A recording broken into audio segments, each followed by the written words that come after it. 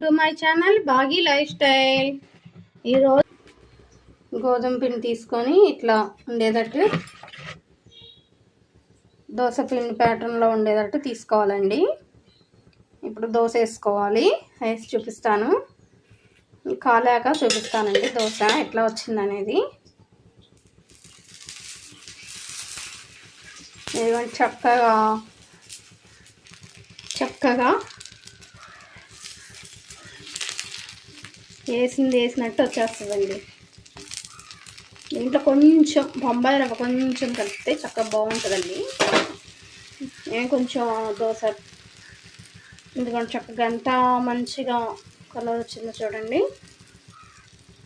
అసలు పిల్లలు కూడా చాలా అంటే చాలా ఇష్టంగా తింటారండి ఈ గోధుమ పిండి దోశలు. మా అబ్బాయి కంటే చాలా అంటే చాలా ఇష్టం. పద్దాక అంటాడమ్మా నాకు గోధుమ పిండి దోశలు వేయమ్మా అంటాడు. ఓకే అండి, ఈ వీడియో లైక్ చేయండి, షేర్ చేయండి, సబ్స్క్రైబ్ చేయండి. Thank you.